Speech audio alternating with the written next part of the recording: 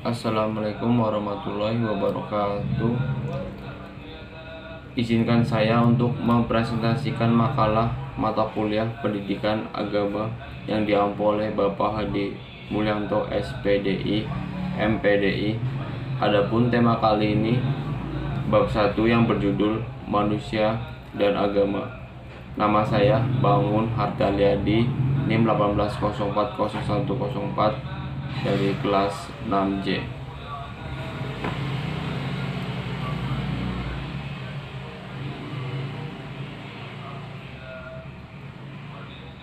Konsep manusia dan agama dalam Al-Quran. Agama akan memelihara manusia dari penyimpangan, kesalahan, dan menjauhkannya dari tingkah laku yang negatif. Bahkan agama akan membuat hati manusia menjadi jernih, halus, dan suci. Dalam Al-Quran ada beberapa konsep berkenaan dengan manusia. Dari ayat-ayat yang berkenaan dengan manusia, Al-Quran menyebut manusia dalam konsep beberapa nama. Yang A, konsep Al-Bashir. Aspek fisik itulah yang membuat pengertian Bashir mencakup anak turunan Adam secara keseluruhan. Kata Bashir disebutkan sebanyak 36 kali dalam bentuk tunggal dan hanya sekali dalam bentuk mutsana. Yang B, konsep Al-Insan. Kata insan bila dilihat asal kata al-nas, berarti melihat, mengetahui, dan minta izin atas dasar ini. Kata tersebut mengandung petunjuk adanya kaitan substansional antara manusia dengan kemampuan penalarannya. Yang C, konsep Al-Naas. Dalam konsep Al-Naas pada umumnya dihubungkan dengan fungsi manusia sebagai makhluk sosial. Tentunya sebagai makhluk sosial, manusia harus mengutamakan keharmonisan masyarakat. Manusia harus hidup sosial, artinya tidak boleh hidup sendiri, karena manusia tidak bisa hidup sendiri. Yang D, konsep Bani Adam. Digunakan untuk menyatakan manusia bila dilihat dari asal keturunannya. Konsep Al-Ins. Kata Al-Ins dari Al-Quran disebutkan sebanyak 18 kali, masing-masing dalam 17 ayat dan 9 surat.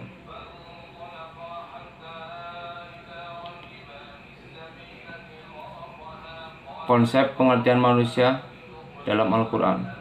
Manusia merupakan makhluk yang paling sulit dimengerti meskipun oleh dirinya sendiri. Manusia adalah makhluk yang tidak bisa ditebak, namun rasional. Manusia juga memiliki fisik yang baik seperti halnya manusia hidup lainnya. Manusia juga memiliki akal sehingga dia dapat menciptakan hal-hal yang luar biasa meskipun secara fisik dan tidak mampu melakukannya. Manusia melakukan hal-hal hebat dengan bantuan mesin yang dibuatnya. Dengan begitu, manusia bukanlah hewan, tapi mirip dengan hewan karena punya akal dan perasaan, sehingga manusia tidak memiliki konsep definisi yang jelas akan dirinya. Adapun beberapa konsep yang menurut Al-Quran menyebut manusia dalam beberapa konsep. Yang pertama, konsep Al-Bashir. Penelitian kata manusia yang disebut Al-Quran dengan menggunakan kata Bashir menyebutkan bahwa yang dimaksud manusia Bashir adalah anak turunan Adam. Makhluk membuat pengertian Bashir mencakup anak turun Adam secara keseluruhan. Kata Bashir disebutkan sebanyak 36 kali dalam bentuk tunggal dan hanya sekali dalam bentuk mutsana. Berdasarkan konsep Bashir, manusia tidak jauh berbeda dengan makhluk biologis lainnya. Dengan demikian, kehidupan manusia terikat kepada kaidah prinsip kehidupan biologis seperti berkembang biak, sebagaimana halnya makhluk biologis lain. Seperti binatang mengenai proses dan fase perkembangan manusia, sehingga makhluk biologis ditegaskan oleh Allah dalam Al-Quran, yaitu 1. Prenatal, sebelum lahir. Proses penciptaan manusia berawal dari pembuahan sel dan sperma di dalam rahim pembentukan fisik. Quran Surat Al-Mu'minun ayat 12-14.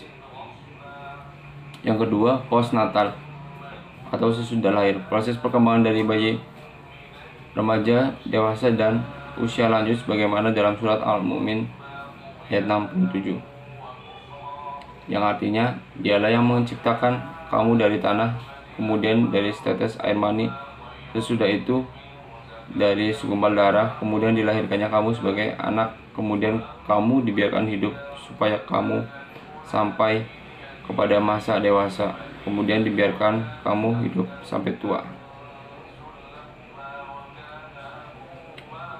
Secara sederhana, Quraisy Shihab menyatakan bahwa manusia dinamai Bashar karena kulitnya yang tampak jelas berbeda dengan kulit-kulit binatang yang lain. Dengan kata lain, kata Bashar senantiasa mengacu pada manusia dari aspek lahirnya. Yang kedua, konsep al-insan. Kata insan bila dilihat asal kata al-nas, berarti melihat, mengetahui, dan minta izin. Atas dasar ini, kata tersebut mengandung petunjuk adanya kaitan substansional antara manusia dengan kemampuan penalarannya. Manusia dapat mengambil pelajaran dari hal-hal yang dilihatnya, dapat mengetahui apa yang benar dan apa yang salah, serta dapat meminta izin ketika akan menggunakan sesuatu yang bukan miliknya. Berdasarkan pengertian ini, tampak bahwa manusia mempunyai potensi untuk dididik. Yang ketiga, konsep al-na'as. Konsep al-na'as pada umumnya dihubungkan dengan fungsi manusia sebagai makhluk sosial. Tentunya sebagai makhluk sosial, manusia harus mengutamakan keharmonisan bermasyarakat. Manusia harus hidup sosial, artinya tidak boleh hidup sendiri-sendiri, karena manusia tidak bisa hidup sendiri. Yang keempat, konsep Bani Adam. Adapun Bani Adam dalam zuriat Adam, yang berarti anak Adam atau keturunan Adam, digunakan untuk menyatakan manusia bisa dilihat dari asal keturunannya. Dalam Al-Quran, istilah Bani Adam disebut sebanyak 7 kali dalam 7 ayat. Penggunaan kata Bani Adam menunjuk pada arti manusia secara umum. Dalam hal ini setidaknya ada 3 aspek yang dikaji, yaitu pertama, anjuran untuk berbudaya sesuai dengan ketentuan Allah. Di antaranya adalah dengan berpakaian guna menutup auratnya. Kedua, mengingatkan pada keturunan Adam agar jangan terjerumus pada bujuk rayu syaitan yang mengajak kepada keingkaran. Ketiga, memanfaatkan semua yang ada di dalam semesta dalam rangka ibadah dan mentauhidkannya. Kesemuanya itu adalah merupakan anjuran sekaligus peringatan Allah dalam rangka memuliakan keturunan Adam dibanding makhluknya yang lain.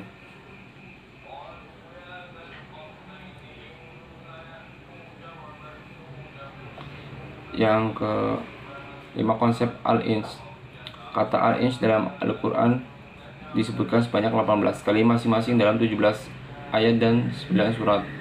Muhammad Al-Baqi dalam buku Jalaluddin memaparkan al-ins adalah homonim dari al-jins dan al-nufur. Lebih lanjut, Quraisy Shihab mengatakan bahwa dalam kaitannya dengan jin, maka manusia adalah makhluk yang kasat mata, sedangkan jin adalah makhluk halus yang tidak tampak. Yang keenam, konsep Abdullah Quraisy Shihab dalam Jalaluddin, seluruh makhluk yang memiliki potensi berperasaan dan berkehendak pada Abdullah dalam arti dimiliki Allah. Selain itu, kata Abdu juga bermakna ibadah sebagai pernyataan kerendahan hati. Menurut Quraisy, memandang ibadah sebagai pengabdian kepada Allah dapat berwujud bila seseorang dapat memenuhi 3 hal, yaitu 1. Menyadari bahwa yang dimiliki termasuk dirinya adalah milik Allah dan berada di bawah kekuasaan Allah. Yang kedua, menjadikan segala bentuk sikap aktivitas selalu mengarah pada usaha untuk memenuhi perintah dan menjauhi larangannya. Yang ketiga, dalam mengambil keputusan selalu mengkaitkan dengan restu dan izin Allah. Dengan kemudian dapat dikatakan bahwa dalam konsep Abdullah, manusia merupakan hamba yang seyogyanya merendahkan diri kepada Allah, yaitu dengan menaati segala aturan-aturan Allah. Yang B, fitrah manusia. Dalam setiap diri manusia selalu ada pertanyaan yang selalu muncul dalam dirinya, yaitu dari mana saya datang, apa yang terjadi ketika saya sudah mati. Pertanyaan-pertanyaan ini yang mengakibatkan manusia selalu mencari jawabannya.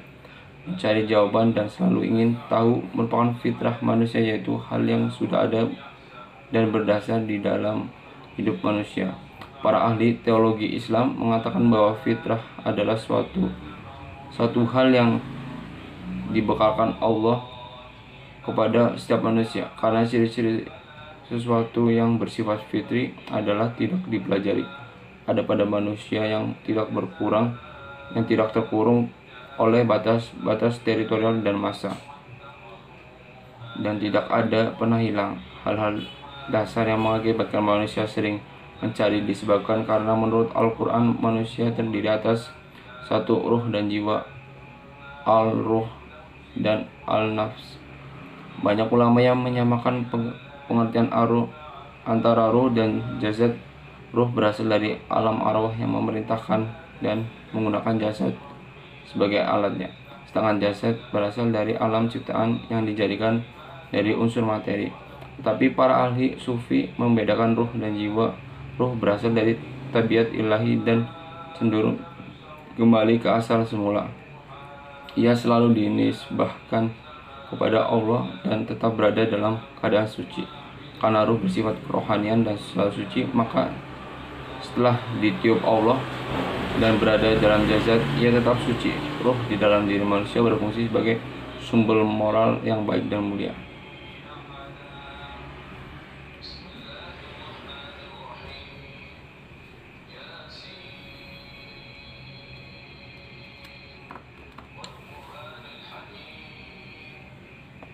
Yang kedua,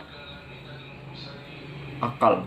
Akal yang dalam bahasa Yunani disebut nous atau logos atau intelek dalam bahasa Inggris adalah daya pikir yang terdapat dalam otak, sedangkan hati adalah daya jiwa, nafs natikah.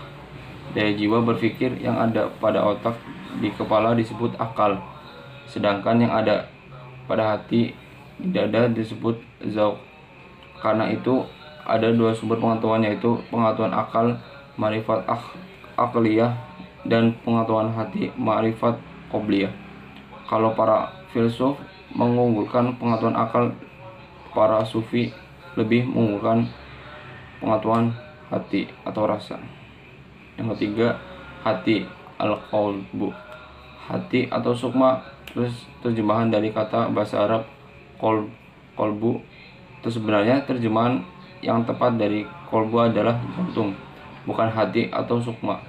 Tetapi dalam pembahasan ini kita memakai kata hati sebagaimana yang sudah biasa. Hati adalah segumpalan daging yang berbentuk bulat panjang dan terletak di dada sebelah kiri. Hati dalam pengertian ini bukanlah objek kajian kita di sini, karena hal itu termasuk bidang kedokteran yang cangkupannya bisa lebih luas, misalkan hati binatang bahkan bangkainya.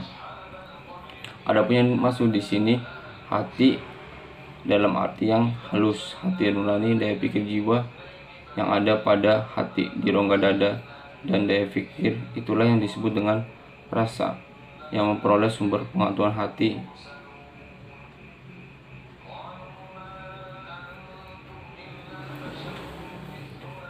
Yang C, tujuan penciptaan manusia. Ajaran Islam memperkenalkan manusia dengan menjelaskan fungsi di dunia ini. Manusia diciptakan di dunia ini adalah satu, untuk menyembah kepadanya berdasarkan firman Allah Quran Surah Az-Zariyah ayat 56, yang artinya, dan aku tidak menciptakan jin dan manusia melainkan supaya mereka mengabdi kepadaku. Yang kedua, khalifah Allah di bumi. Manusia adalah makhluk yang bertugas mengurus bumi dengan seluruh isinya dan berkewajiban memakmurkannya sebagai amanah dari Allah Subhanahu wa Ta'ala, berdasarkan firman Allah Subhanahu wa Ta'ala Quran Surat An-Na'am ayat 165, yang artinya, dan dialah yang menjadikan kamu penguasa-penguasa di bumi, dan dia meninggikan sebagian kamu atas sebagian yang lain beberapa derajat untuk mengujimu tentang apa yang diberikannya kepadamu. Sesungguhnya Tuhanmu amat cepat siksaannya, dan sesungguhnya dia maha pengampun lagi maha penyayang. Yang D, Hubungan manusia dan agama. Agama menurut Kamus Besar Bahasa Indonesia adalah sistem yang mengatur tata keimanan, kepercayaan pada dan peribadatan kepada Tuhan yang Maha Kuasa, serta tata kaidah yang berhubungan dengan pergaulan manusia dan manusia serta lingkungannya. Kata agama berasal dari bahasa Sanskerta agama yang berarti tradisi, sedangkan kata lain untuk menyatakan konsep ini adalah religi yang berasal dari kata Latin religio dan berakal dari pada kata kerja religare yang berarti mengikat kembali. Maksudnya dengan berreligi, seseorang mengikat dirinya kepada Tuhan. Menurut agama Islam, manusia diciptakan di bumi untuk beribadah kepada Allah. Selain itu, manusia diciptakan di bumi sebagai khalifah atau pemimpin di bumi. Dengan perannya tersebut, manusia diharapkan untuk satu, sadar sebagai makhluk hidup individu, yaitu makhluk yang berfungsi sebagai makhluk yang paling utama di antara makhluk-makhluk lain. Yang kedua, sadar bahwa manusia adalah makhluk sosial. Sebagai makhluk sosial, manusia harus mengadakan intoleransi dan interaksi dengan sesamanya. Itulah sebabnya Islam mengajarkan persamaan. Yang ketiga, sadar manusia adalah hamba Allah Subhanahu wa Ta'ala. Manusia sebagai makhluk yang berketuhanan memiliki sikap dan watak religius yang perlu dikembangkan. Manusia harus selalu beribadah kepada Allah karena merupakan tugasnya untuk beribadah kepada Allah sesuai dengan firman Allah. Untuk menjalankan tujuan-tujuan tersebut, dalam hal ini agama Islam mengajarkan 3 hal yang merupakan dasar dari agama, yaitu 1. Akidah. Beberapa ulama Islam juga menafsirkan tentang akidah. Hasan al-Banna dalam Majmu' ar-Rasail menafsirkan bahwa akaid adalah bentuk jamak dari akidah, adalah beberapa perkara yang wajib diyakini dalam hati, mendatangkan ketentraman jiwa dan tidak tercampur sedikit pun dengan keraguan-keraguan. Abu Bakar al-Jazairi dalam kitab Aqidah al-Mu'min menafsirkan bahwa akidah merupakan sejumlah kebenarannya yang dapat diterima secara mudah oleh manusia berdasarkan akal, wahyu, dan fitrah. Yang kedua, syariat. Syariat bisa disebut syir'ah, artinya secara bahasa adalah sumber air mengalir yang didatangi manusia atau binatang untuk minum. Perkataan syarafil ma'i artinya datang kepada sumber air mengalir atau datang pada syariah.